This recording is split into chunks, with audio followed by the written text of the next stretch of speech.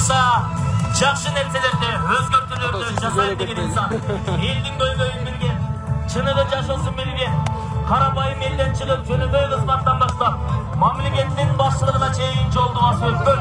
Сол укук коргоо органдарынын куугунтугун жол инсан, кичинейин, барга көппөгөн, жокко чөкпөгөн, ар бир адам менен сүйлөшүүгө ачык болгон, ишенимдүү, эң негизгиси такшалган жана тажрыйбалуу, айланасында карабайым адамдардан баштап, саясий топтоолордун лидерлерин топтой алган, чыныгы элдик лидер.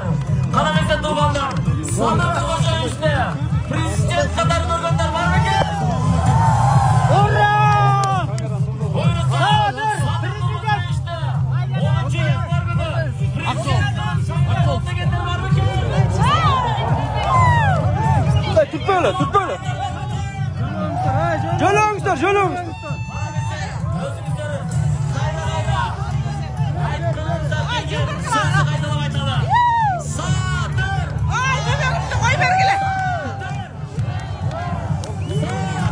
Братан, мен жөлөмө, мен турпу канча.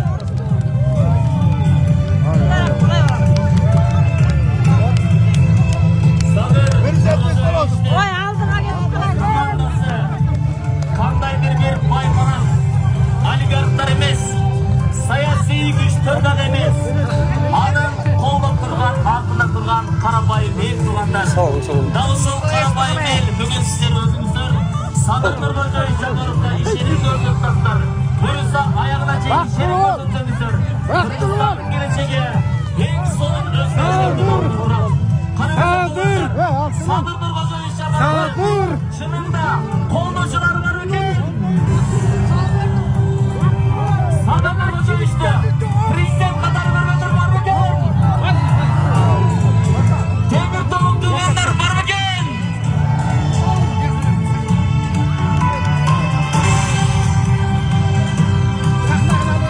Бүгүн сиздердин алдыңыздарга чыныгы элдик лидер, элдин таңдоосу болгон, элдин ишенимине ээ болгон Садыр Кожоевич Жапаров. Биздин саясий көз караштарыбыз ар кандай, бирок максатыбыз бир. Кыргызстандын жаркын келечегин камсыз кылуу.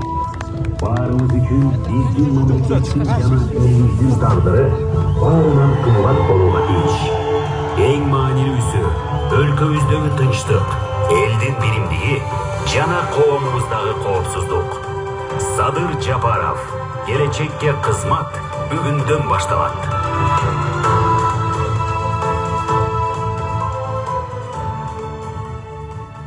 Чоң рахмат.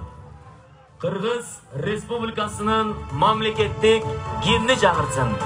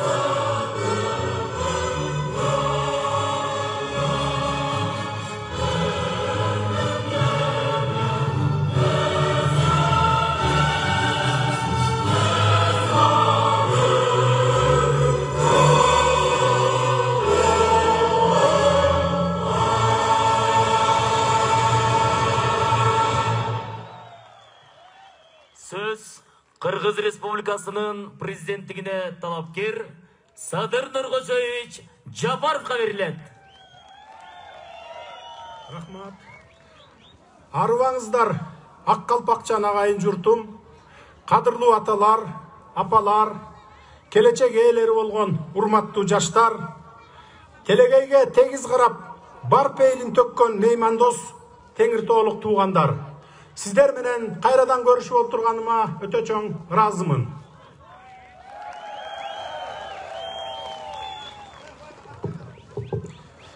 Теңиртоо жергеси табигат тартуулаган жаратылышы дагы, жайгашкан жери дагы өзгөчө аймак.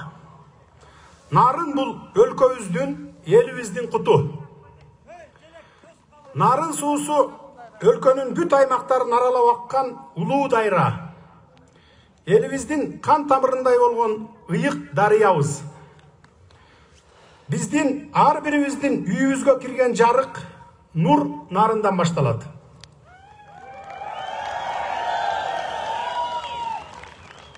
Улуу элдин касиети, анын мекенчил, намыскөй, эр жүрөк, уул кыздарында. Теңиртоонун койнунда төрөлүп, жердик эмес, элдик, уруулук эмес, улуттук эчен инсандар чыккан жер.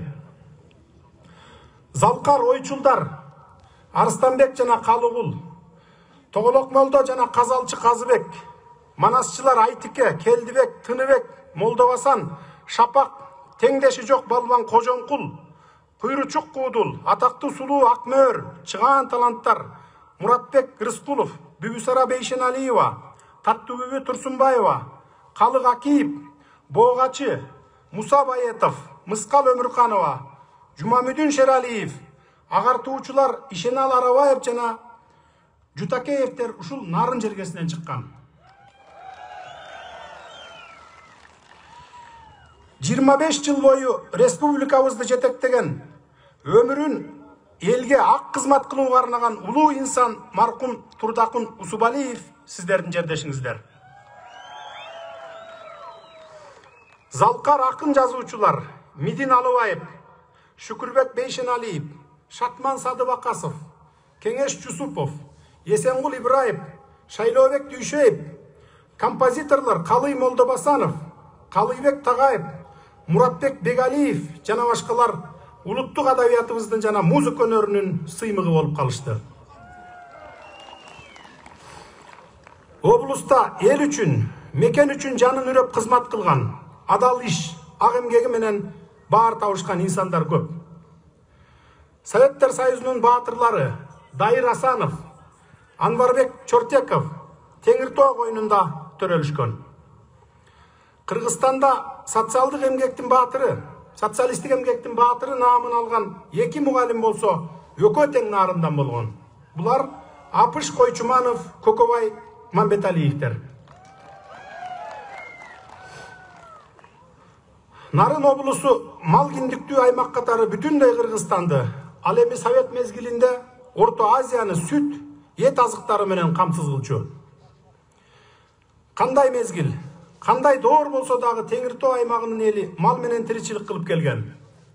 Жайыт жетиштүү, тоyut топтоп алууга шарттары бар. Дүйнө жүзү боюнча азык-түлүккө баа жогорулап жатат. Демек, айыл чарбасын өнүктүрүү менен мол киреше алууга болот жана ошого умтулуубуз зарыл. Бирок азыркы шартта облустун экономикасы, мал чарбасы жана дыйканчылык менен гана чектелбестен өнөр жайы жана башка тармактар өнүккөн аймакка айлануусу зарыл. Бул үчүн облуста потенциал жетиштүү. Буга аракеттер гана керек. Жакынкы 10 жылдыкта 21-кылымдын талаптарына шайкеш келген туристтик, логистикалык маанилүү түйүн Теңиртоо койнундагы илимдин жана маданияттын чордону катары өсүп өнүгүш үчүн облустун борбору Нарын шаарынын зор мүмкүнчүлүктөрү бар буга. Урматтуу Теңиртоолуктар, бүгүнкү жолугушууга Нарынын шаарынын тургундары, Кошой атабыз жердеген ат башылык агайын журт, атактуу Тайлак баатырдын урпактары болгон акталалыктар, чыгаан окмуштуу философ Асанбек Табалдиевдин жана элдик шайыр Асек Жумабаев өңдүү салкарлардын кичи мекени болгон Нарын районунун өкүлдөрү келишти. Бул аймактардын ар бирине тиешелүү өзгөчөлүктөрү жана жетишкендиктери, ошондой эле көп жылдан берки чечилбей келе жаткан көйгөйлөрү бар. Мен бүгүн жакынкы жылдары чечүүнү талап кылган негизги көйгөйлөргө токтолуп кетейин. Ким жөнүндө? Бардыгыңыздар жакшы билесиздер, азыркы тапта дүйнө элин дүрбөлөңгө салып аткан жугуштуу илдет күчөп турганда өзгөчө медицина тармагына олуттуу көңүл буруубуз зарыл. Нарын райондук медицина борборуна 75 орундуу аймактык оорукана ачпасак болбойт. Штабка барат, штаб. Анын курулушуна керектелүүчү 60 миллион сомду бюджетке киргизебиз. Мындан тышкары Нарын райондук медицина борборунун имаратында жайгашкан кургак учук бөлүмү башка жерге көчүрүү зарылдыгы бар. Бул маселенин чечилишин сөзсүз колго алабыз. Ал эми Нарын кестеринин курулушун улантуу иши 2013-жылы башталып, 2016 жылы денонсацияланган экен. Нарын районундагы орток, Чет Нура жана Дөбөлүү айыл аймактарынан 2458 гектар жер аянты өнөр жайдын, транспорттун, байланыштын коргонуунун жерлери жана башка багыттагы жерлер категориясына которулуп, бул жерлер капитал катары киргизилген.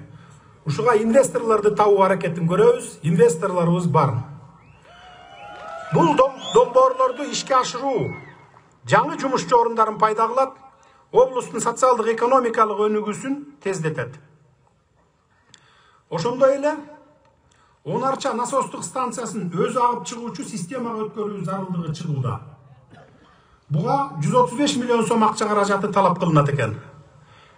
Бюджетибиз толукталгандан кийин же инвесторлорду табуу жолу менен бул көйгөйдү дагы чечебиз буюрса. Оттук айылынын Байдулуу каналына Жергетал айыл аймагынын Чоң Тешик участкасына БСР курууну максат кылабыз.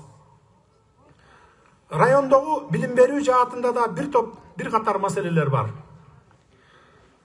Жылан Арык айылындагы Жусупов жер көчкү айылынын, Кыязов Эмгектала айылынын, Керимбай уулу Сарыбай атындагы орто мектептеринин курулушун баштоо ишин каржы булактарынан караштырабыз. Куйбышев, Төшбулак, Ирисуу, Экинарын, Кеңеш, Оттук, Ташбашат, Эмгекчил жана Шоро айылдарында да ушундай эле көйгөй мектептерди куруу зарылдыгы бар. Авариялык состоянияда турган мектептер булар. Эми кебимди Нарын аймагында бүгүнкү күнгө чейин чечилбеген суу маселеси боюнча айтсам. Нарын аймагында бул чоң маселе. 8 март айылындагы Топонарык каналынын 2 километр аралыгында лоток жараксыз абалга келип калган экен. Андан аккан суу жерге сиңип, 8 март айылындагы турак үйлөрдүн жертөлөсүнөн чыгып, зыян келтирип жатыптыр. Каналдын бузулган 2 километр аралыгына лоток коюлса, 250 гектар жер аянты сугат суусу менен камсыз болуп, элдин үйлөрүн сактап калат экенбиз. Эмгектала айыл аймагында 700 гектар жер аянтына суу жетелек экен. 1 километр аралыкка суу түтүктөрүн жаткырып, насос менен сордуруп суу чыгаруу зарыл. Каржы булактарын чечебиз, буга өтө көп деле каржы кетпейт экен, буюрса бул маселе чечилет. Кызыл Жылдыз айылындагы сел алып кеткен көпүрөнүн ордуна жаңы көпүрө салынат. Жергетал, Жалгыз Терек, Алыш, Кеңеш, Оттук, Эки Башы, Жамбулак, Учкун, Куланак айылдарындагы таза суу системаларындагы оңдоо муктаждыгы бар экен. Нарын аймагындагы элдин эң башкы көйгөйү бул албетте жол. Аксай өрөөнүнө каттаган жолдорду ремонттоо ишин аягына чыгарышыбыз керек.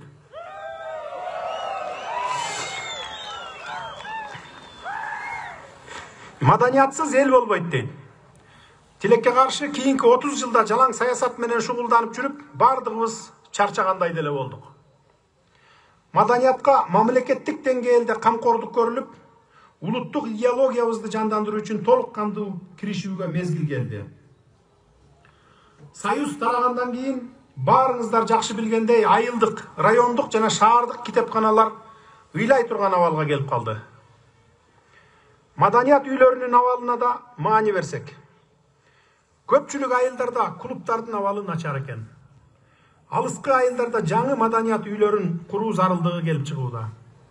Буюрса, кыйын абалда турган экономикабызды оңдоп, жемкорлорго каршы айыгышкан кармашты улантуу менен өлкө казынасын толуктап, адал иштесек, бул маселелерди ырааты менен чечебиз.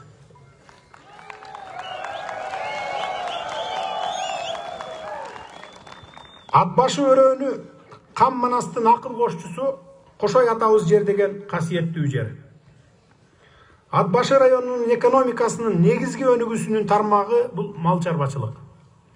Мал чарбасын ветеринардык жактан тейлөөдө ветеринардык кызматкерлердин жетишсиздиги чоң маселеге айланган. Райондо малдын шарттуу башына эсептегенде 98 ветеринардык кызматкер талап кылынса, бүгүнкү күндө 41 эле ветеринардык кызматкерлер эмгектенет экен. 50%-ына да жетпейт экен. Малдын саны жыл сайын өсүп жатканы менен малдын асыл тукумдуулугу начарлап баратат. Облустагы эпизоотологиялык абал начарлап кеткен. Аймакта мамлекет тарабынан каржылануучу лаңдарга каршы вакциналар малдын санына жараша толук камсыздалбайт экен. Ушундан улам ветеринардык кызматкерлердин штаттык бирдигин көбөйтүп, айлык акыларын көбөйтүп берүү көйгөйүн чечүү маселеси турат экен. Кудай буйрса чечебиз муну дагы.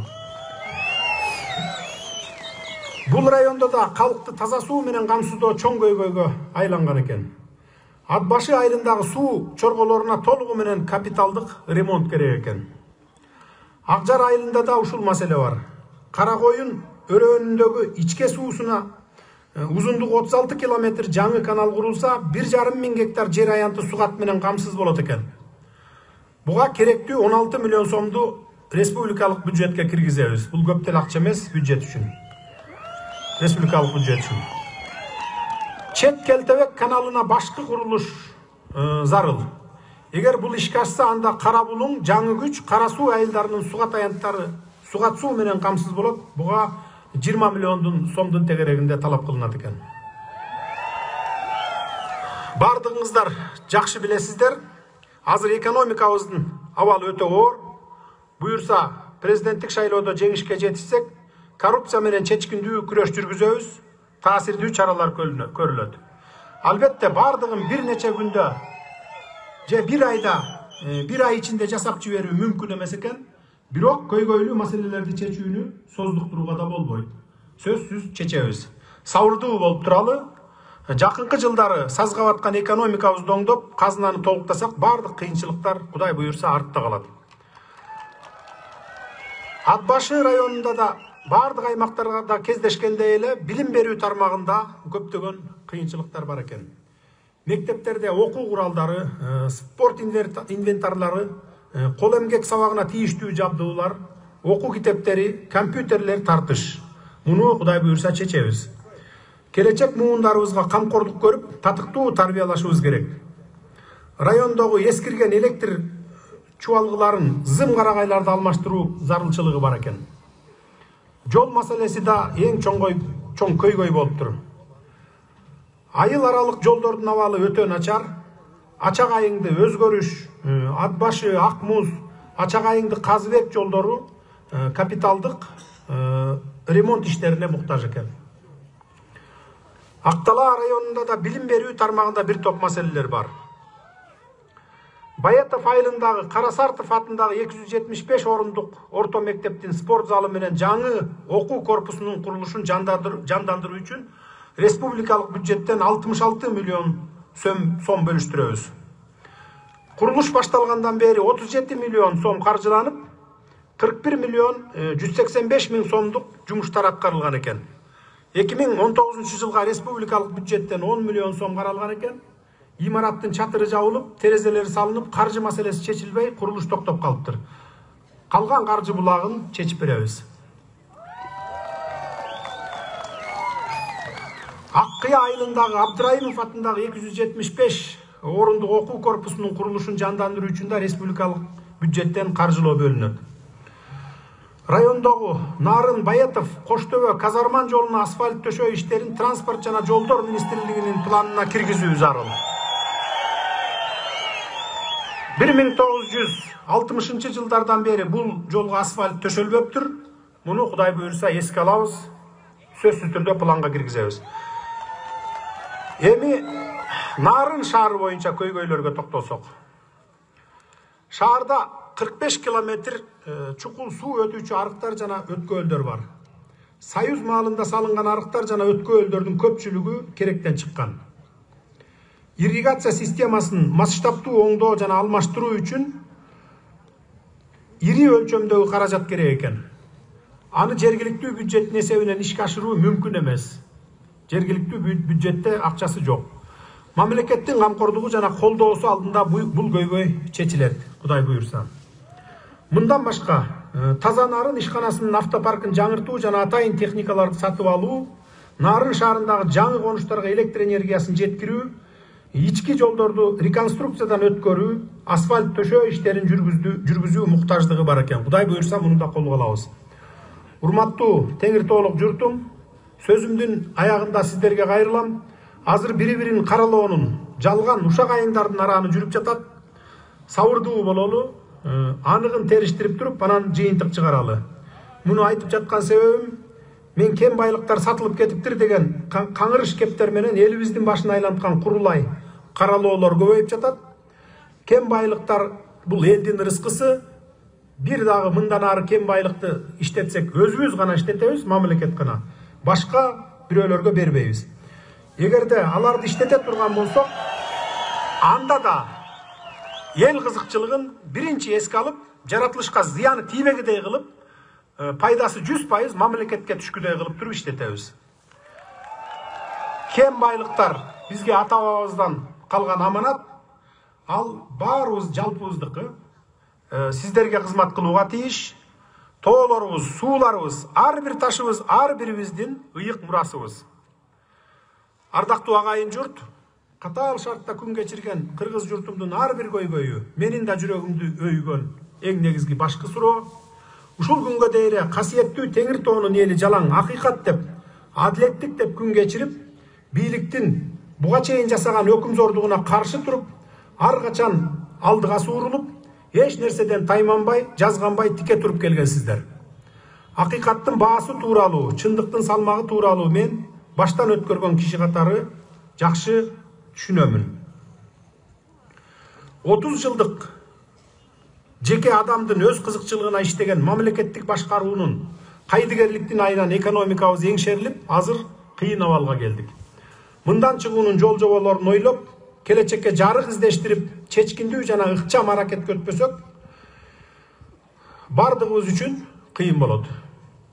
Бирок биз биримдик менен, ынтымак менен, ананда талбаган мээнет менен бардык кыйынчылыктарды жеңип, жаркын келечекти курабыз. Бакубат турмушту, кубаттуу өлкөнү куруу баарыбыздын бул ыйык милдетибиз.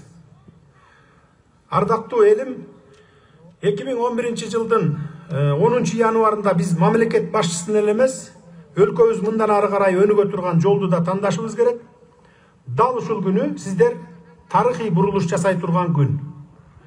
Өлкөбүз, элибиз өнүгүү, демократия жолун улап кетеби, же бийликке кайрадан эле кара күчтөр, уурлар келеби? Бул маселе ушул шайлоодо жана референдумда сиздердин чечимиңиздер менен кабыл алына турган маселе. Сиздер кандай добуш берсеңиздер, өлкөбүздүн келечеги ошого жараша болот. Алданбаңыздар, болбогон тыйын бергендер болсо, аган келечегиңерди, бала чакаңардын келечегин сатпаңыздар. Эгерде кайрадан паракор президент болуп шайланса, паракорлор парламентке да, өкмөткө да жеке кызыкчылыгын гана ойлогон уурлар келет анда. Урматтуу мекендештерим, эзелтеден Теңир Тоолуктар бир жеңден кол, бир жакадан баш чыгарып, ынтымакта жашап келген. Мындан ары дагы Нарын жергеси ынтымактын, достуктун жергеси болуп жүрө берсин. Баарыңыздарга чың ден соолук, узун өмүр, чексиз бакыт каалайм, тынчтык болсун, токчулук, молчулук болсун. Көңүл бурганыңыздарга терең ыраазычылык билдиремин. Эми суроо жоопторго өтсөк. Суроолоруңуз аз го.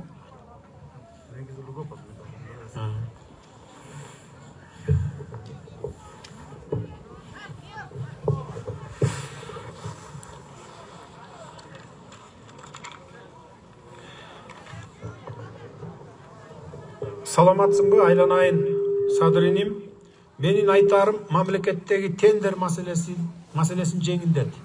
1 миллион сомго чейин тендерсиз иш алып барбаса мамлекеттин иши алдыга жылууга убакытта бүтүрүп жиберип жатабыз. Касымбекова, Батман, Бүбү, Атбаш айылдар. Тендер маселесин таптакыр жок кылабыз. Бүт коррупциянын баары ушул тендерде. Тендерди жок кылабыз, башкача жол менен кетебиз. Азыр 21-кылым.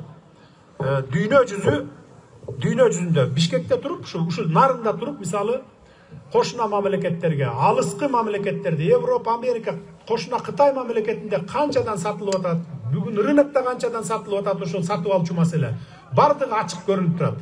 1 жылдан кийин дагы, мисалы бүгүнкү күндү жазып туруп, ошол күнү канча эле десе чыгат, мисалы, туурабы азыр?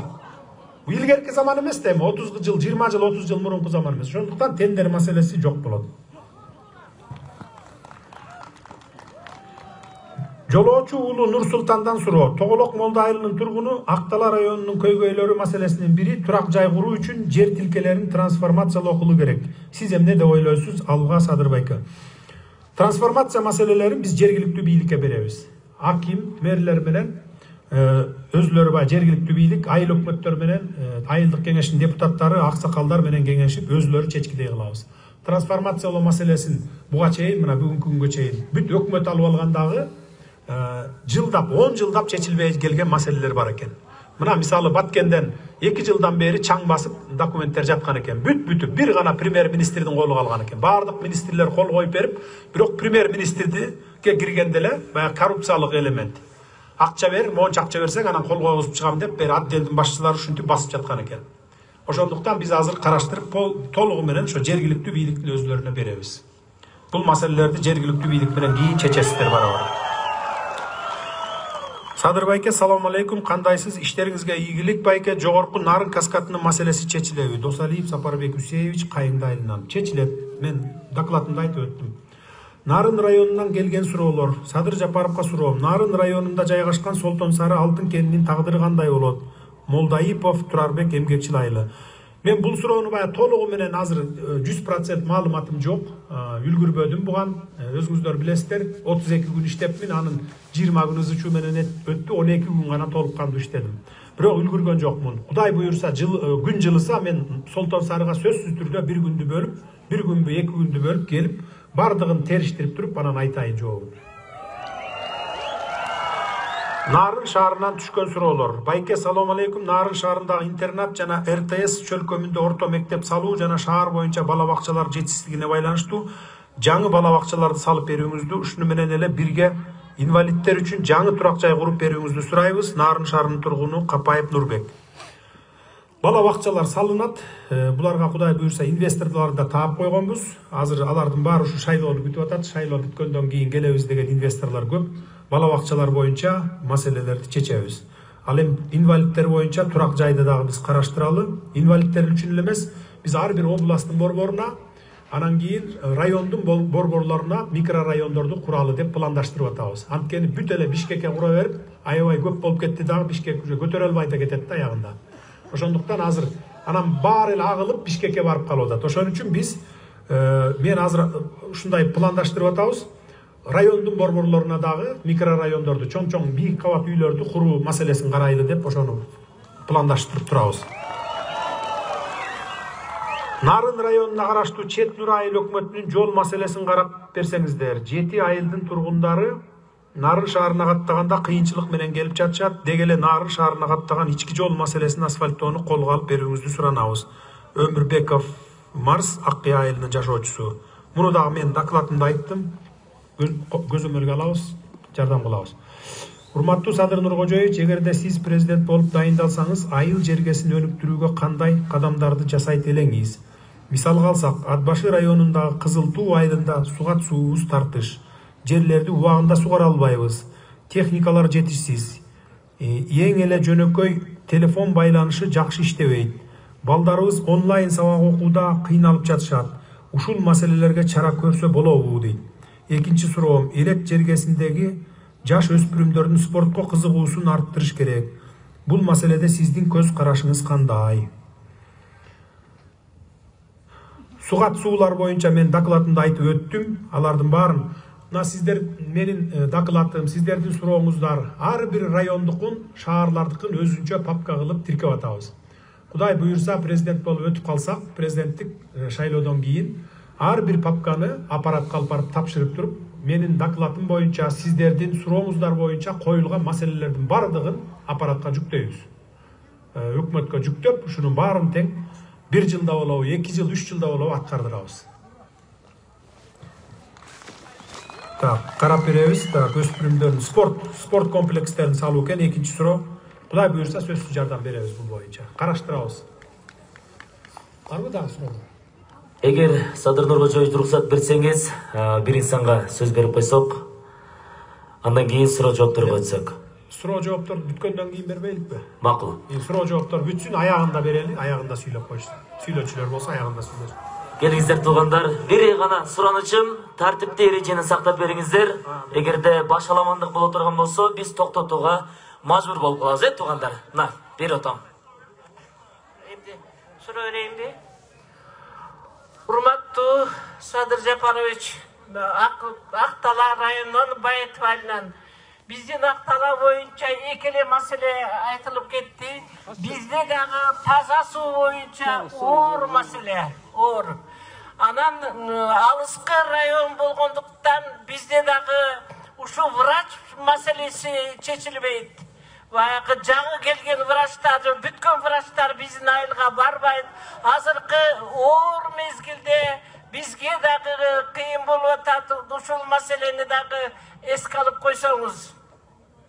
Эми биротоло каалоомду айтып коеюн. Урматтуу Садыр Нуркожоевич, Актала элинин атынан, байбичелердин атынан, Ак мөөр сиңдилердин элдик тобунун атынан сизге узун өмүр, чындык, соолук, бакыбат турмуштук каалап коюуга уруксат этиңиз. Буюрса 2021 10 январда биздин Актала эли ушул сизди күткөн, суусап күткөн президентти шайлайбыз деген тилегибиз бар. Чалкуулгон менен Актала чалкайып жаткан береке, эч кимден эчтеке сурабайт. Садыр Жапаровичти президенттикке шайлайбыз деп өзүбүз жыгайбыз. Рахмат апа, рахмат. Врачтар боюнча көңүл бурабыз. Саламатсызбы? Саламатсызбы, урматтуу Садыр Нуркожоевич. Канча жылдан бери күтүп келген тилектер орундалып келатат. Биз ишиңизге ийгилик каалайбыз да. Тынчтанып турсаңыздар. Рахмат. Мен айтайын дегеним, урматтуу Садыр Нуркожоевич, 2010 жылы дагы ушул стадиондо нарын эли толуп акыркы ишеничтер менен Атамбаевка ишенип келгенбиз. Анын бир сөзү үчүн жалпы Кыргызстан колдогон. Анын сөзү болсун. Кыргыз элим үчүн кул болуп иштейм деген. Ошол сөз үчүн биз жарпы колдогонбуз. Бирок 10 жыл өткөндөн кийин башкача жыйынтык болду. Атамбаевка жана убактылуу өкмөткө биз ишенгенбиз. Бирок тилектерибиз орундалган жок. Менин биринчи суроом, ошо өткөн президенттердин баардыгы тең элден качып, элден жолукпай калышкан. Элден алыстап кетишкен. Жанындагы жан жөөкөрлөргө ишенип, чыныгы элдин жашоосун көрүшкөн эмес. Мен сизден сураналарым, ушу элдин сөзүн бийликке, президентке жеткизип турган атайын областтарда өкүлүңүздөр болсо жакшы болмок. Менин сунушум ошол. Жана ошондой эле нарын жергеси үчүн эң коррупциянын чоң элементтери бар. Ушул коррупция менен күрөшүүдө нарын жака дагы чоңур көбүрөөк убакыт бөлүп келсеңиздер. Анткени укук коргоо органдары көп маселелерди жаратууда. Милицияга кайрылсаң прокуратура жабат, прокуратурага барсаң СНБ жабат. Бардыгы чогулушуп алып бир табакташ. Өткөндөгү микрофон талашта дагы ошондой болгон. Туура көрүңүз. Анткени эл дагы акыркы үмүттөрүн сизге берүүдө, сизди чечип коет деп, сизге ишенич менен сизге кайрылышкан. Күндөн күнгө ошо бийликке адамдардын ишеничи кетүүдө. Ошондуктан биз сизден суранабыз. Ошол ишеничтерди кайтып келиңиз. Акыркы үмүт тилек сизде калды. Макул, туура айтасыз. Ар бир областка өкүлчүлүк ачып коюш. Ар бир областка өкүлчүлүк ачып коюш бул оор маселе эмес. Муну чечип койсок болот. Чечебиз.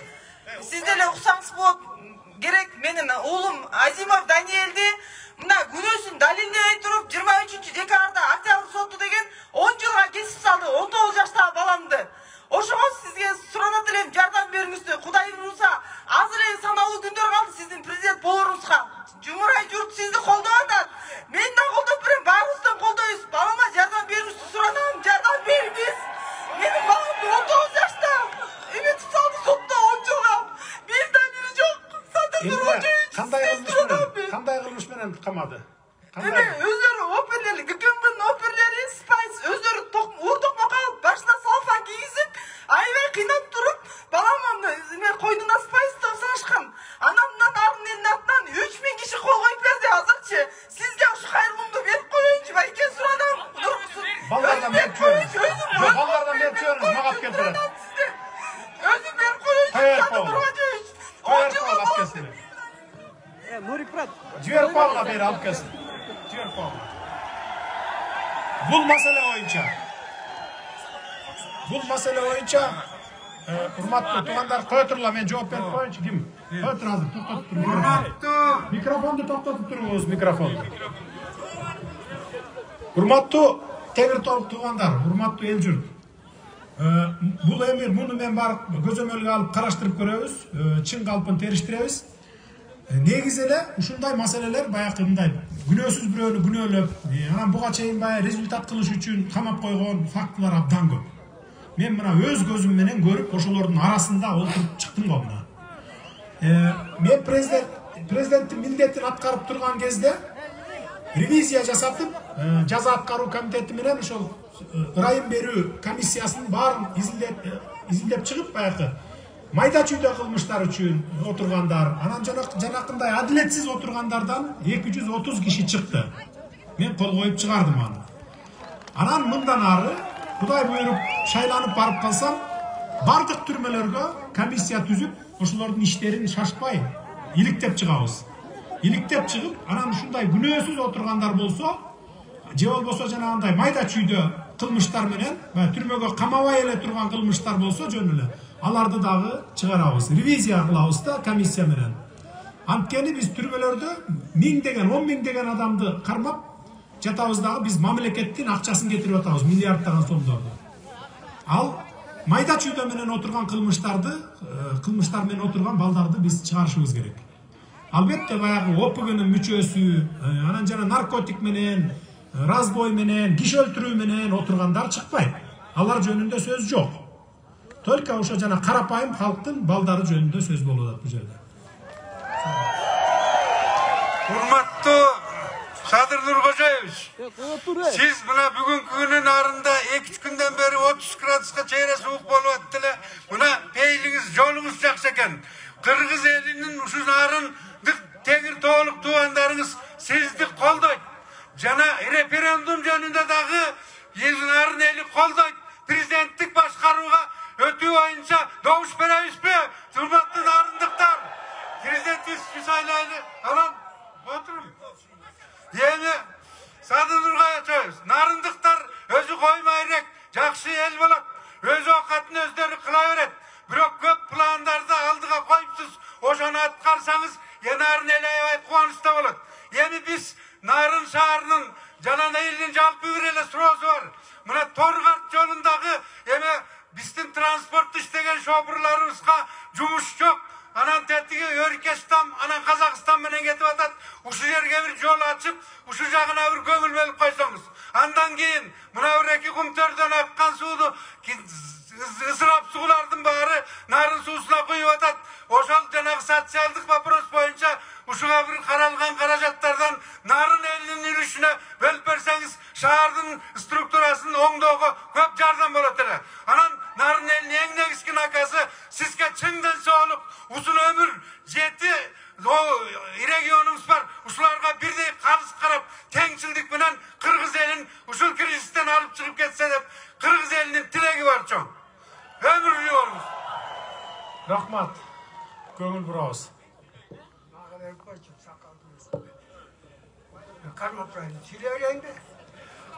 Hurmatlı el yurtum, 30 yıldan beri elimiz kalkıcılardan, altın yuttumlardan, elin baylığını satkanlardan taşadık. Yani yoldaş Sadır inim, Sultan Sarı'nın altın geni bıktır Kıtaylar işletip, bir top uğurlar suğa akıp, narın suğa çeyin girip ketken. Hani hiç kim aytpay etsin. Bıktır köp malları ölpetti. O sol Kıtayga berbesin erken dep soranamın. Andan keyin siz korrupsiyaмен күресем деп ақ үйге аттанғанда еңбекшілдің жаштары 200'ден ашқан жаштар сізді қолдап барған учурда сіз аларменен күресіп атканда бер жақтағы ортодогу адамдар еңбекшілдің жаш балдары кызматтагы балдарын КТРК'nın жетекчисин Üsenoğlu Caynaktı güçmenen kolduğunu kızmaktan alıp oturuverdi. O sondayla emekçiliğin ulunu Akbaşı kesinin yetekçisi Abdurrahman Adamlı'daki güçmenen Bişkek'ten hatayı geçip güçmenen kolduğunu kızmaktan açtı. Bunların takdiri kanday olur. Bunu siz tuğra çekip verseniz de sorayım. Otur. Yeni altına getireyim. Yengeçin eli jalpı sizdi koldayıp prezident bolasız buyursa. Sadır prezident bolamı. Sadır prezident bolamı. Rahmat. Sadır prezident bolamı. Batamdı verem altına deyim. Ben 83 yaştaki arışkamın. Dayım sen менен salmıyorsun. Rahmat. Mikrofondu to'xtatib tur, men javob berib qo'yayım. Sultan Sarı boyunca men ayttım, күнжылыганда kelip, qarab bardığın çeçebiz. Anan sizge çeyinki aksakaldağı aytıp ketmedi. Narın suusuna kuyulup atkan u boyunca, u zatı boyunca dep Kumtör'den. Kumtör boyunca biz süйлөшүүлөрдү жүргүзөлөкпүz. Президенттик шайлоодон кийин жүргүзөбүz. Men буга чейин талапты койдум. Бая 12 күн иш болгондо ошо Kumtör boyunca жанагы Кыргыз алтынга Анан Сентерага ошол жанагы совет директордордун мүчөлөрүн алмаштырдым. Bir талапты койдум. Ысык көл фондуна, бай өнүктүрүү фондуна 1% бөлүнчү. Буга чейин бөлүнүп келет, ушул күнгө чейин. Нарынга дагы 1% бөлүү боюнча талапты коебуз. Анан андан башка суроолор боюнча кийин маселени улантабыз. Бул боюнча мен тапшырманы бергенмин. Сүйлөшүүлөрдү кийин улантабыз, ал боюнча. Чечимди кийин чыгарабыз. Урматтуу Садыр Нуркожоевич, кош келипсиз Теңиртоо өрөөнүнө. Биз сизди келечектеги ажо деп көрүп турабыз. Бүтүндөй жети туган колдоп турат сизди. Эми мен айтып кетчү вопросум, жанагы жетим жесирлер, жакыр үй бүлөлөр, турак жай маселеси боюнча ар кандай шарттагы адамдарды мен жакшы билем. Анткени Кыргызстандагы насыя алуучулардын укугун коргоо элдик кыймылынын Нарын областынын координаторумун.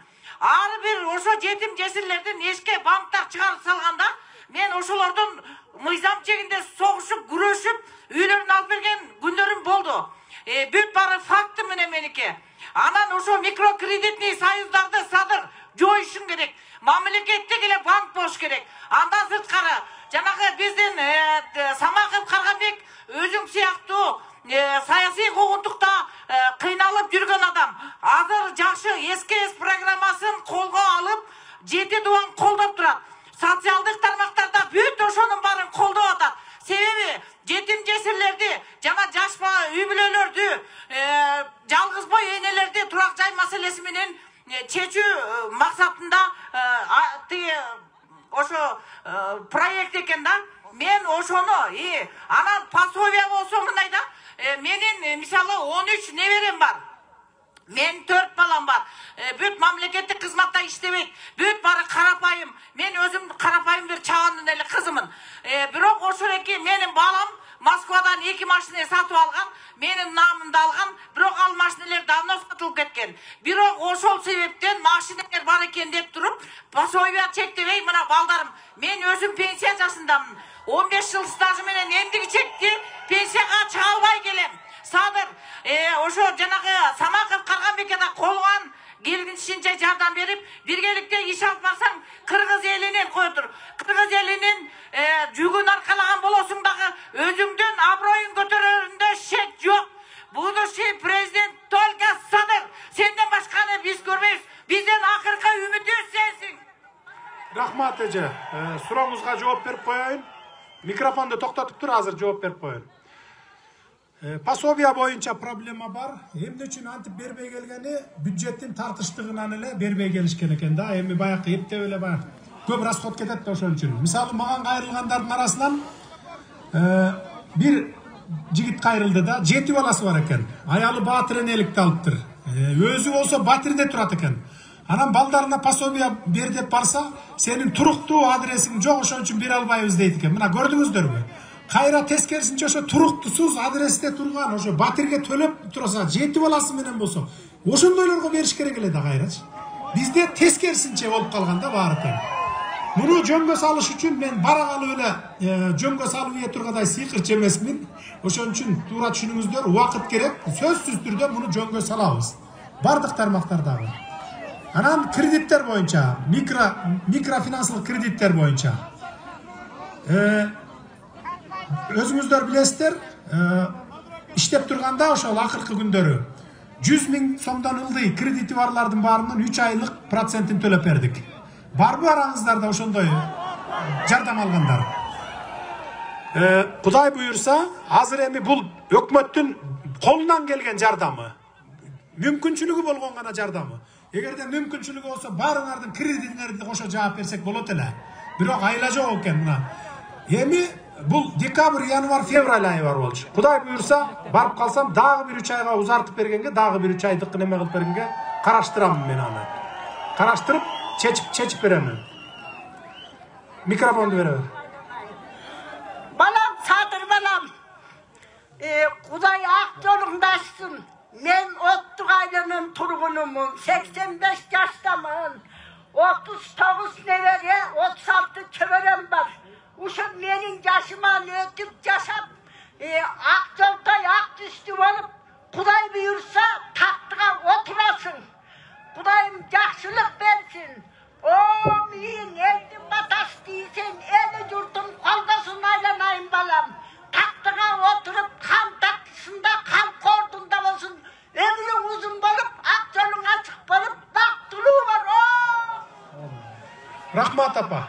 Урматтуу Садыр байке, биз бу Орток айыл өкмөтү, Дөөн айыл өкмөтү, Четнур айыл өкмөтү деп жана КЕСке барып кеткен жерден ошол айылдын тургуну болом. Биз сизди колдоп келгенбиз, сизде үмүтүбүз, сизди гана биз ушул күнгө чейин дагы колдойбуз. Сизди Кудай буйрса президенттикке чыгарганга биз толук чын жүрөгүбүздөн колдойбуз. Бирок эми могу жерде бир жетим тоону иштетем деген программаңызды ушул жерден так кезде алып койсоңуз, жетим тоого жаңгыз жан жаныбарлардан бугу марал бизде гана калган. Башка жерде жок. Мына ушул күнгө мына Ысык көлдө бар экен илгери, бирок азыр бугу марал жер деген жерди биз ушу карыз үчүн иштетебиз десек, анда чын дилибизден биз бул нерсеге кичине мындай эмерек болуп атат, элдин баары кыжалат болуп атат. Сиздин атаандаштарыңыз, сиздин жакшы жасаган иштериңизди айтпай эле, мына эртең жетим тоо иштелсе, мына Кытайга кетсе, тигиндей болсо, мындай болсо деген ар кандай мындай туура эмес элге түшүнүктөр болуп атат. Ушуну так кесе жетим тоону биз мамлекет башка жагыбыз менен үстүндөгү алтыны менен үстүндөгү малыбыз менен сиз айтып атасыз, мал киндүктүү ушундай жакшы жерди. Ушул малыбыз менен үстүндөгү жан жаныбарыбыз менен эле өнүгүп өскөнгө сиз өөлгө түзүп берет деп сизге ишенебиз. Биздин сизге өтүнүчүбүздү сиз аткарасыз деп биз толук ишенебиз. Рахмат байке. Рахмат, жооп берип коеюн. Микрофонду токтотуп тур, жооп берип коеюн. Урматтуу Теңир Тоолук агайындар, туугандар. Биз азыр экономиканын сазында белчебизден эмес, кекиртегибизден батып турабыз. Экономикабызды көтөрүштүн эки гана жолу бар. Эки гана. Бирөө инвесторлорду тартып келип, жумуш орундарын ачып, экинчиси өзүбүздүн кен байлыктарыбызды 100% өзүбүз иштетип. Бир дагы чет мамлекетке эмес. Бир дагы кишинин катышуусу жок. Мына ошолордун бирөө Жетим Тоо болчу. Жетим Тоо дүйнө жүзүндө экинчи орунда турат, запасы боюнча. Бул эми эмес 500 жылга жете турган запасы бар мунун. Анан биз мурункулардын катасын кайталап, сиз туура айтып атасыз. Мисалы сөз кылып, ушак кылып, калп маалыматтар таратып атпайбы? Кытайга берип салыптыр, анан Кытайда экен лицензиясы деп. Жок. 100% өзүбүздүн колубузда турат. Мурда Бакиевдин кезинде берилген экен баягы лицензиясын изилдөө иштерине. ызычуу кылып кууп чыккансыздар, Теңир Тоолуктар, туурабы? Ошол бойдон ал лицензияны суроого өтүп кеткен дагы 100% өзүбүздө турат. Биз эгерде иштете турган болсок, 100% мурункулардын катасын кайталап 70-30, анан 50-49, 51-49 дебестен 100% өзүбүз иштетишибиз керек. Бир дагы чет элдин гражданын аралаштырбашыбыз керек. Башчысынан баштап пол жугучуна чейин, шопурларына чейин биздин өзүбүздөрдүн жарандары иштейт, эгерде иштете турган болсок. Бул жерден экономикалык кризистен чыгып кетчү бирден бир булагыбыз ушул. Эгерде 500 баягы жүк ташуучу машина койсок, баягы сырьёсун эл аралык баягы неме менен, баа менен сата турган болсок, сырьёсун эле бир жылда 1 миллиард доллар бизге түшөт. Мына тез аранын ичинде экономикалык саздан чыгып кетчү булагыбыз ушул. Биринчи баягы ача турган болсок, эгерде биринчи сырьёсун сатып, ошондон түшкөн акча менен завод салышыбыз керек. А завод салыш үчүн бир 2 жыл, 2,5 жыл, 3 жыл убакытты талап кылат. Завод салгандан кийин анан продукцияны сатып, ошону менен экономикабызды көтөрүп, кризистин сазынан чыгып кетсек болот, экономикалык кризистин. Өткөндө бир жаш бала ушу Нарындык болсо керек, айтып атат, биз дейт Жетим Тоону коргойбуз деп чыгып алып айтып атат. Кийинки буунга калтырашыбыз керек дейт. Эгерде эртең экономикалык кризистин сазынан чыга албай калсак, чөгүп кетип, туш-тушка дефолт болсок, мамлекетибиз чачырап кетсе, Жетим Тоонун кимге кереги бар болот анда? Жетим Тоо сенин бала небере чөбөрөң эмес, өзүңө калбай калат да керек болсо. Анан ошол үчүн ушундай чоң проекттерди өзүбүз иштете турган болсок, буган көп акылдын, көп каражаттын кереги жок. Ал жерде бир цианид иштетип, элдин суусуна деги суу булгап аткан жери жок. Жөн гана кесип алып элеп, кертип алып, сырьёсун сатсаң болот. Андан кийин завод салып алгандан кийин аны переработка кылып, андан түшкөн пайда менен мамлекетти көтөрүп кетсек болот. Ушул эле өзүңүздө турган нарындыктар иштейт, ошол айылдыктар иштейт, ошол жерде 10 000 деген иш орун пайда болот. Жаманбы бул эмнеселерге? Эгерде жок деп баарыңар элдин көпчүлүгү каршы чыгып туруп, кереги жок десе, анда иштетпей эле коебуз, анда эмнеси бар экен? Анда эптеп башка булактар менен чыкканга аракет кылабыз. Бирок 10 жылдап биз экономикалык кризистен чыга албайбыз, аны иштетпесек, өз байлыктарыбызды өзүбүз иштетпесек. Мен өзүңөр өткөндө билесиздер, жумуштан кетип атып, тапшырып кетип атып, убактылуу өкмөттүн башчысын. Мен буйрук чыгарып кеткенмин. Алтын, күмүш казып аткан жерлерге мындан ары лицензиялар берилбейт деп. Буга чейин берилгендер иштеп атат. Азыр алар менен өзүнчө дагы келишим түзөбүз. Ага убакыт жетет, убакыт келгенде түзөбүз. Жай айларында отуруп баары менен сүйлөшөбүз. Мындан ары алтын, күмүш деген казылбайт. Эч кимге лицензия бербейбиз. Өзүбүз деле казыштын кереги жок. Анткени Жетим Тоо менен гана кризистен чыгып кетсек болот. Алтын казганда сөзсүз түрдө цианид колдонулат, башка химикаттар колдонулат. Ал агып барып сууга кирет. Ошон үчүн зыяны көп экен, пайдасынан зыяны көп. Микрофонду бияка берчи, жаштарга бер.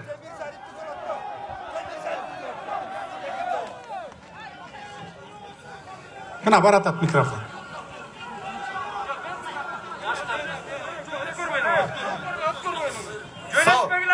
Assalamu alaikum.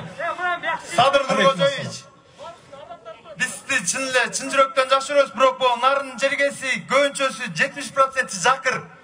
Анан бул жакта чын эле үйгө жетпей жүргөн, жерге жетпей жүргөн азыр жерди сурасаң 300 доллар, 300 сом, 300 миң сомдон артык айтпайт да. Анда Агахан бул жакта жатат, аферисттер буларчы. Дилибизге дагы, дили Дениске дагы неме келбейт да. Дениске дагы шайкеш келбейт. Мен алдаткам. Сертификатым да бар. 47 мамлекетке зарайт деп коюшкан булар. Мен прокуратурага да бардым былтыр. Анан Россияга кетип калдым. Мен прокуратурада айтып атат, кой, бул частный экен, эчке колуңан келбейт сен. Деп ошондо мен прокуратурага да кайрылдым, документтерим бар, бүт. Соцпомощкода 3 жыл иштедим. Булар алдап коюшту, биздечи 500дөй, 600дөй балдарды алдаттын арынданчы. Жаш балдарды өлө алдап эле өзлөрүнүн үчүн эле иштеп коюшту.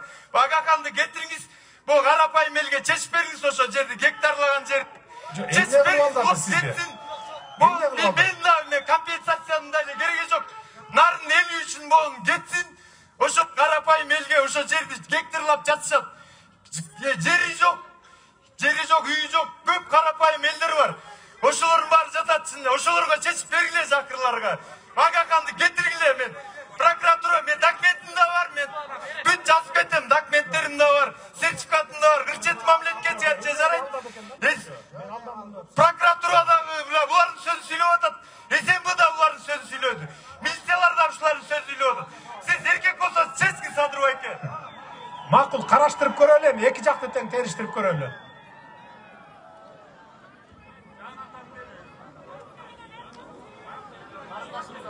Тетиги желек кармаган жигитке берип койчу ким микрофонду.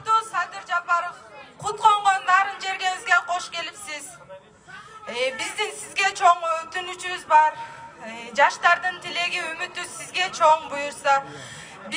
Биз мигрант болуп, Кыргызстандын жаштары качан мигрант болуп иштөөдөн Кыргызстанда иштейбиз.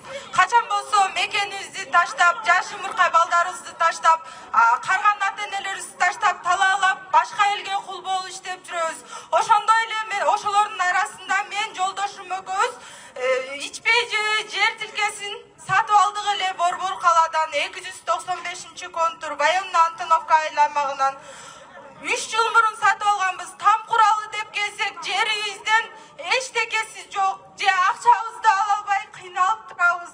2 балам менен ара жолдо калдым. Ымыркай баламды таштап туруп иштегени кеткем. Акчабыздан жок, жерибизден жок, талаада калдык. Кызыл китеп документи бар. Ушуга жардам берип коюңуздарды өтүнөм. Сотко берсек акча сурашат. Акчабыз жок ага. Жардам берип коюңуз. Арыз жазып коюңуз, телефонуңузду жазып коесуз анан. Кетегине.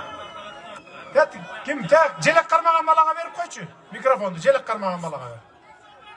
Жанатан бери сурап алчу. Келиңиздер анда өткөрө берейин.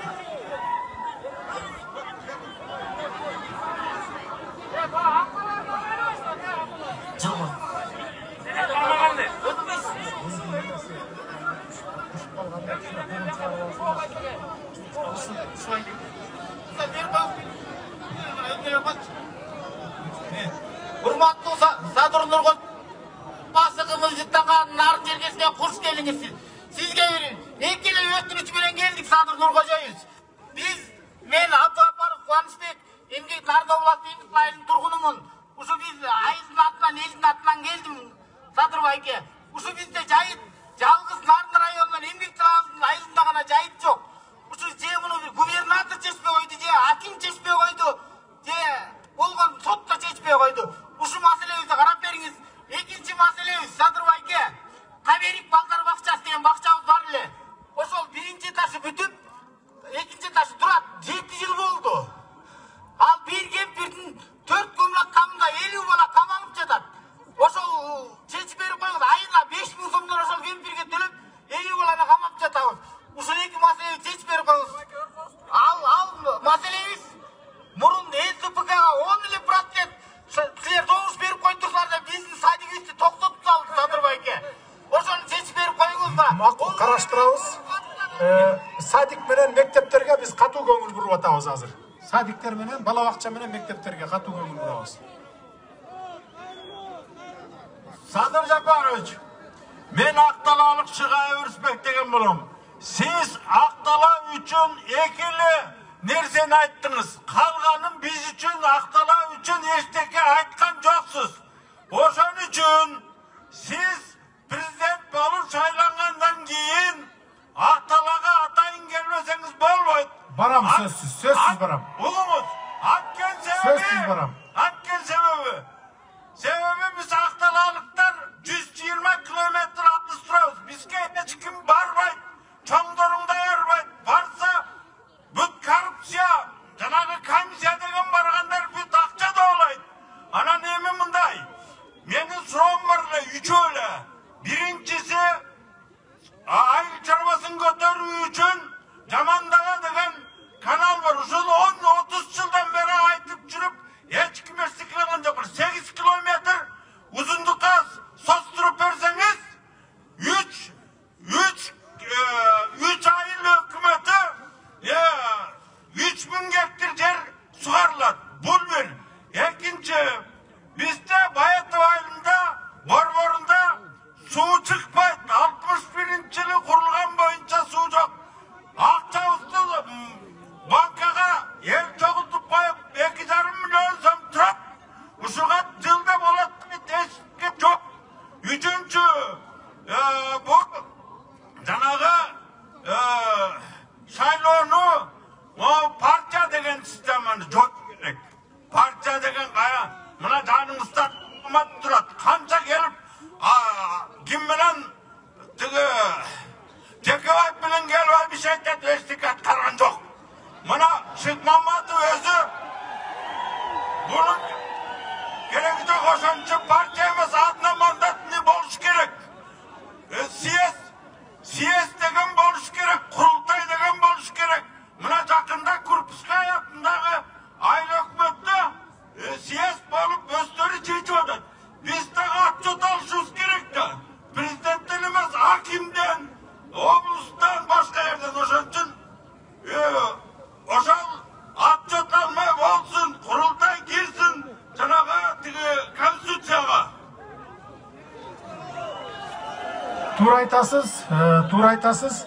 Курултай, Кудай буйрса Курултай институту кирет. Баш мыйзамга сиздер жылда барып, угуп турасыздар, баарын отчетун билип турасыздар.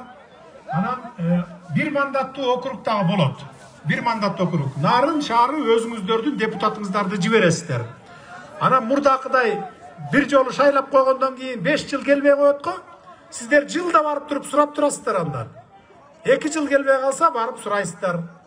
1 жылда 1 жолу келбесе дагы барып сурайсыздар. Жыл сайын 1 жолу чогулуп курултайга сурап турасыздар да. Мындан ары мына элдин колунда мүмкүнчүлүк пайда болот. Жыл сайын сурап турганга. Шайлаган депутатыңыздарды өзүңүздөр контролго алганга мүмкүнчүлүк аласыздар мындан ары. Эми урматтуу теңир толук туугандар, кимиңиздер суроо берип үлгүрбөй калып аткан болсоңуздар, же болбосо жазуу жүзүндө берген сурооңуздарга жооп болбой калса, кап этпеңиздер. Бардыгы бир папкага тиркелип, иргелип, анан бардыгы наказдарыңыздар аткарылат. Biz kийинки Кочкор районуна барышыбыз керек, ошого үлгүрбөй калбайлы, аякта да элди күттүрүп койбойлу, суукта деп атабыз. Ошондуктан суроо жоопту эми токтотсок. Эгер уруксат берсеңиз, урматтуу туугандар, келиңиздер, мүмкүнчүлүк түзөлү, келиңиздер. Эми аксакалдарыбызга сөз берели, урматтуу Абыкеев. Азыр бир тетиги топко берип келчи, жаштарга берип келчи, бир жол микрофон берип кел. Микрофонду талашпай, маданияттуураак кичине.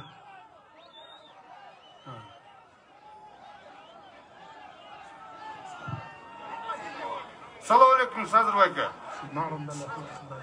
Қытайға каттаган шопурлардын атынан айтып аттык эле. Могу Кытайдын границасы ачылган сентябрда. Ошондон ушу күнгө чейин чөтө жакшы иштелбей атабыз. Бир частный лавочкага ачып берип коюп турсуздар. Дайлап бешиктердин атынан. Ошо жерде бир частный фирмага ачып берип коюп, азыр биздин ишти тоскоолдук кылып, ушуга чейин чөтө чечише албайбыз. Ушу граница кандай чечилет? Мындайда бир эле фирмага частный жок, андай жок да бир эле фирмага ачып берип коюу деген. Чегара ачык, элдин бардыгы, бизнесмендер дагы, Кытай тараптагы президенттик шайлоону күтүп атат. Качан президенттик шайлоо тынч өтүп, баары стабилдешсе, анан баякыдай эле жүктөр башталат. Биз бул боюнча маалыматым бар. Сиздерге мына кыскача айтып коеюн. Кудай буйрса, ушу февраль, март айларында мурункудай эле потоктор башталат. Мурункудай эле иштеп баштайсыңар.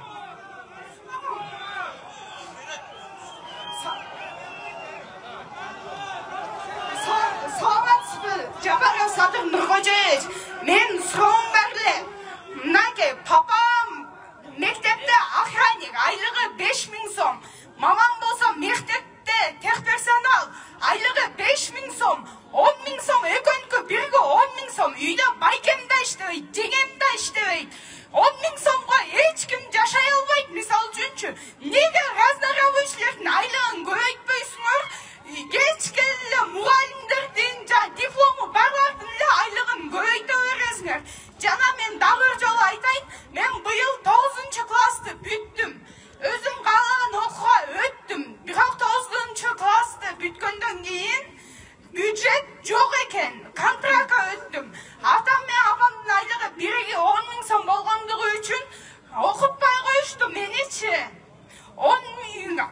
Kontragı 40 bin so'm ekan. Aylığı 10 bin so'm bo'lsa, biz qaytib kontrakt to'laymiz da o'qitmay qo'yishdi. O'shancha o'qmay qolib qolammi? Тура маселе, тура проблема бұл.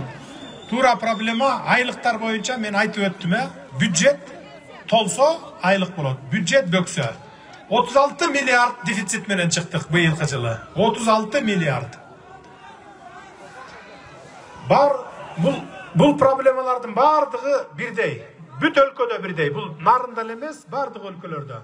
Ошондуктан мына бюджетибизди көтөрөлү, өзүбүздүн кен байлыктарыбызды өзүбүз иштетели, бөлөк көтөн жерге берип жиберип, анан кайыр сурагансып берчи бир аз кичине үлүш деп отурбай өзүбүз иштетели.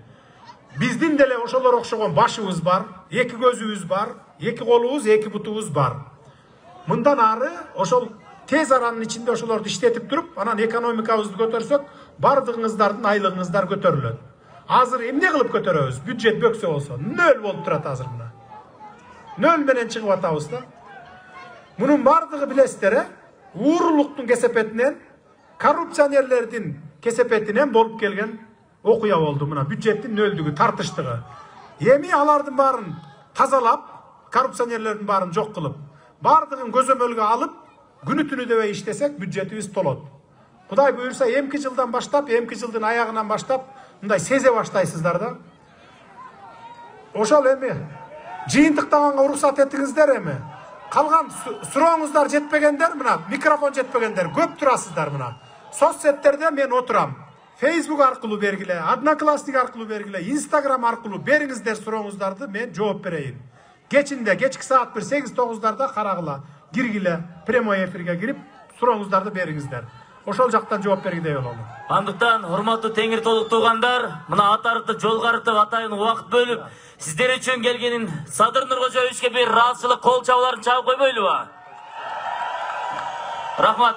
Андыктан азыркы сөздүн кезеги урматтуу Абыкеев, Чолпонбек мырза, келиңиз сөз кезегин сизге берели. Келиңиздер туугандар эми. Теңиртоо деген ыйык атталып жүргөн жердештерим, саламатсыздарбы? Кандай турасыздар? Сиздерди биринчи кезекте кирип келаткан жаңы жылыңыздар менен куттуктап кетмекчимин. Ушу кирип келген жаңы жылыңыз ырыскылуу жыл болсун. Уй жылы келатат дейт, майлуу сүттүү жыл болсун. Ошо жаңы жылда биз жаңы багытка өтөлүк, жаңы жолду ачалык, мамлекетибиздин жаңы өзгөрүүсүнө жетишелик.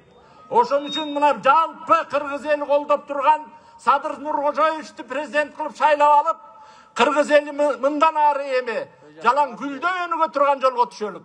Мына ошону сиздерге жаңы жыл астында каалап кетмекчимин. Урматтуу жердештерим, мына баарыбыз айтып атабыз. Өткөндө угуп атасыздар бардыгыңыздар. Барган сайын ушак күчөп баратат. Барган сайын ар кандай сөздөр чыга баштады. Мына ушул сөздөрдүн аркасында ким турганын карасаңыздар эле, ал сөздү айтып аткандар кимдер экенин карасаңыздар эле, ал эмне себептен айтып аткандыгы билинип калат. Мынакей Садыр Нуркожоевичтин башкы иши коррупция менен күрөшөм деп атат. Ушул коррупция менен күрөшүү бул өтө оор иш. Ошондуктан урматтуу жердештерим, эртең Садыр Нуркожоевичти президент кылып шайлагандан кийин, мына эми сени шайлап койдук, эми андан аркысын өзүң жасай бер дебестен, андан ары да колдойлук. Андан ары да коррупция менен күрөшөлүк. Антпесек, эгер эл биримдикте болбосок, эл жалпы турбаса, коррупцияны жалгыз Садыр Нуркожоевич жеңе албайт. Коррупция деген бул жанагы жети баштуу ашуудар сыяктуу, бир башын кессең, бир башы кайра өсүп чыга берет. Анан дагы бир нерсени айта кетейин, урматтуу жердештерим. Коррупция менен күрөшүүдө менин айылдашыма тийбе, коңшу айылдын коррупционерлери менен күрөшө бер дебейли. Эгерде жаныбызда тууганыбыз коррупционер болсо дагы ошого сен коррупционер экендигиң үчүн сен жазаңды алышың керек дегенге баралы. Эртең биз коррупционер экен деп кармалган айылдашыбыз үчүн жол тосот элем деп, жол болсо ушуну бошотуп койгула деп, ушул коррупционер болсо деле мейли чейин ушуну аяп койгула деп чыга калбайлы. Антсек биз өмүр бою коррупциядан кутула албайбыз. Айланып кетейин жердештерим. Коррупцияга баарыбыз тике туруп күрөшмөйүнчө Ал чүмшүктү Кыргызстандан кубалап чыга албайбыз. Мен сиздерден ушуну гана сурап кетмекчимин. Эми күн суук болуп турган кезде көп эле сөздү айтайын дейм, бирок эми ушу суукта сиздерди ишитпейин. Рахмат бүгүнкү колдоп атканыңыздарга. Жалпыбыз менен колдойлук. Рахмат сиздерге. Рахмат. Урматтуу туугандар, жанагы 9-класстагы сүйлөгөн кыз ушул жерде болсо бул жака келип койсоңуздар, өткөрүп жиберилсеңиздер. 9-класстагы кыз. Аны эмесе жалпы Теңир тоонун атынан дагы бир сөз кезегине берели. Ардактуу аксакалыбыз Өмүрбек Дөөлөб аксакал, келиңиз. Урматтуу калайык калкым, бүгүн касиеттүү Теңир тоо жергесине, бүгүн анын элине тарыхый күн. Ошону менен бирге биздин сүйүктүү уулубуз, Кыргыздын сүйүктүү уулу Садыр уулубузга тарыхый күн. Чынбы?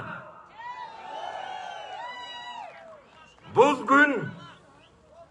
күндү, бул тарыхый жолугушууну биз эмес, элдин тилеги, Кудайдын буйругу, Кудайдын насары ыроолоп отурат.